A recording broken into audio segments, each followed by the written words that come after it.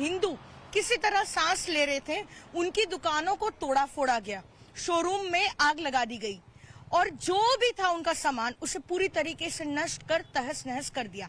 लेकिन जो बांग्लादेश में हिंदू नौकरी करते थे, अब अलग अलग शहरों में उनको नौकरी से निकाला जा रहा है। अब जबरन उन बांग्लादेश में रह रहे हिंदुओं को नौकरी से इस्तीफा देने के लिए कहा जा रहा है। हिंदुओं से जबरदस्ती नौकरी छीनने का दावा किया है बांग्लादेशी मुल्क की विख्यात लेखिका तस्लीमा नसरीन ने। तस्लीमा ने सोशल मीडिया पर लिखा कि बांग्लादेश में हिंदू शिक्षक, डॉक्टर्स, पुलिस अधिकारियों को इस्तीफा देने के लिए मजबूर किया जा रहा है। मैंने लज्जा 32 साल पहले लिखी थी। लज्जा की कहानियां आज भी घटित होती हैं। हिंदुओं को परेशान किया जाता है, अपमानित किया जाता है और अंत में वे डर के कारण देश छोड़ने का फैसला करते हैं। मजहबी गुंडों के डर से अपना वतन छोड़ने वाली तस्लीमा नसरीन मौजूदा बांग्लादेश की तुलना उस अफगानिस्तान से कर रही हैं, जहां तालिबानियों ने तांडव कर उसे नर्क बना दिया था। जिस बांग्लादेश को अफगानिस्तान से भी बदतर बताया जा रहा है, वहां हिंदू विरोधी एजेंडा का विस्तार देने की ये तस्वीर चंद रोज पहले आई थी, जब हिंदुस्तान के सामानों के बहिष्कार का नारा लगाया जा रहा था। गली गली दुकानों में घूमकर भारत में बनने वाले प्रोडक्ट को बॉयकॉट किया जा रहा था। अब जब इस कड़ी को आगे बढ़ाते हुए नौकरी से जबरन इस्तीफा लिया जा रहा है, तब बांग्लादेश हिंदू, बौद्ध, ईसाई ओइक्या परिषद के महासचिव राणा दास गुप्ता बेहद परेशान हैं। उन्होंने दावा किया है कि हमारी चिंताएं अभी खत्म नहीं हुई हैं। अल्पसंख्यकों के सदस्यों को सरकारी कार्यालयों और कॉलेजों तथा स्थानीय सरकारी संस्थाओं के सदस्यों से इस्तीफा देने के लिए मजबूर किया जा रहा है। जबरन इस्तीफा लेने की प्रक्रिया शनिवार को शुरू हुई और कुछ स्थानों पर स्कूलों, विश्वविद्यालयों और नगर निगमों में अब भी जारी है। अंदाजा लगाइए कि क्या स्थिति है बांग्लादेश में।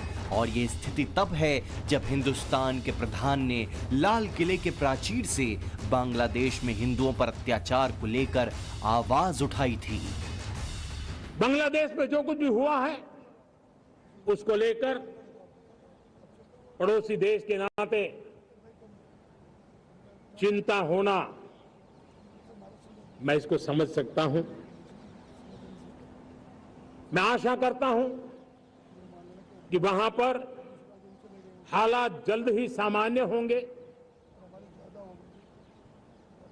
खास करके 140 करोड़ देशवासियों की चिंता कि वहां हिंदू, वहां के अल्पसंख्यक, उस समुदाय की सुरक्षा सुनिश्चित हो।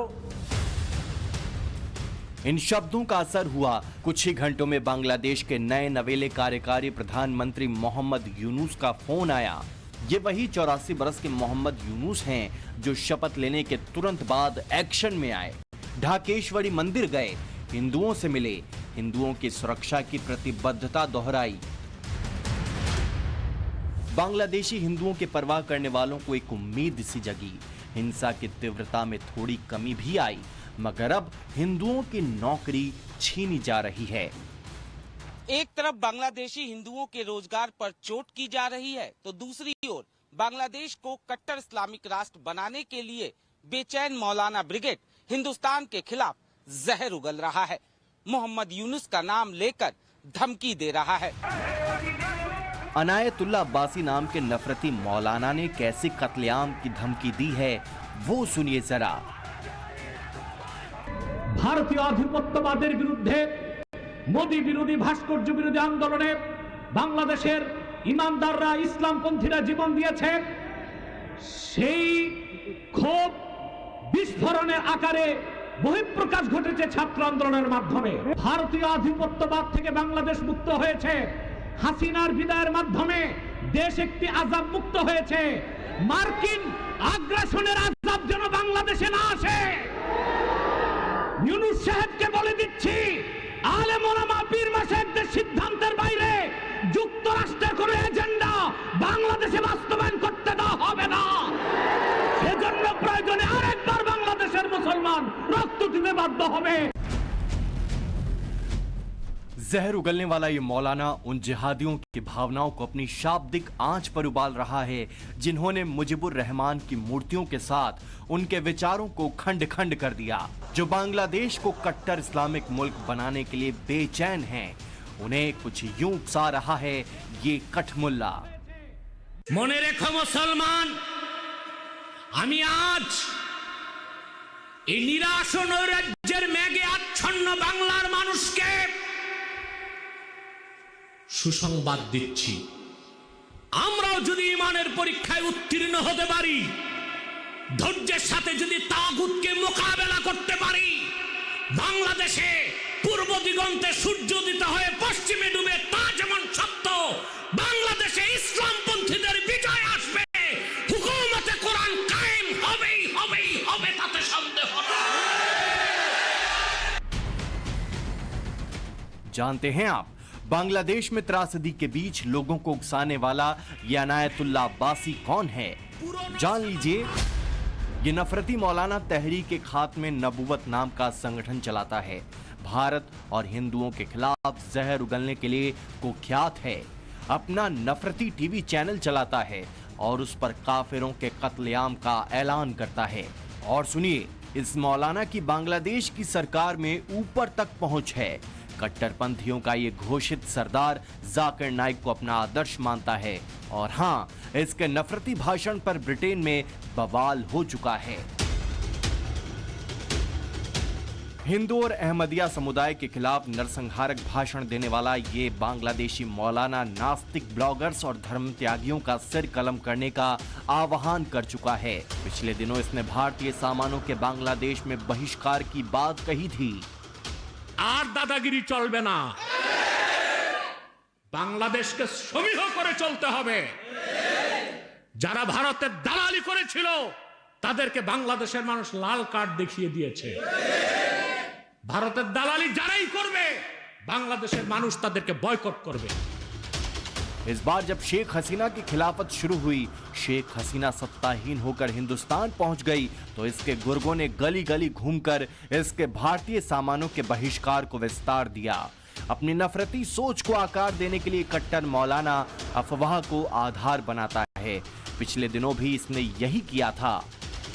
ऐसे ही मौलानाओं के जहर का असर है कि बांग्लादेश जैसे मुल्कों में हिंदुओं पर बेहिसाब अत्याचार हो रहे हैं। 1951 में बांग्लादेश यानी तब के पूर्वी पाकिस्तान में गैर मुस्लिम आबादी 23.2% थी। यहाँ आखिरी बार 2011 में जनगणना हुई थी। उसमें सामने आया था कि बांग्लादेश में गैर मुस्लिमों की आबादी घटकर 9.4% हो गई है। हिंदू अमेरिकन फाउंडेशन का दावा है कि 1964 से 2013 के बीच 1 करोड़ से ज्यादा हिंदू बांग्लादेश छोड़कर भाग गए हैं। फाउंडेशन का कहना है कि हर साल 2,30,000 हिंदू बांग्लादेश छोड़ रहे हैं। एक बार फिर वही हो रहा है। बांग्लादेश से हिंदुओं को भगाने के लिए राष्ट्रीय स्तर पर मुहिम चल रही है।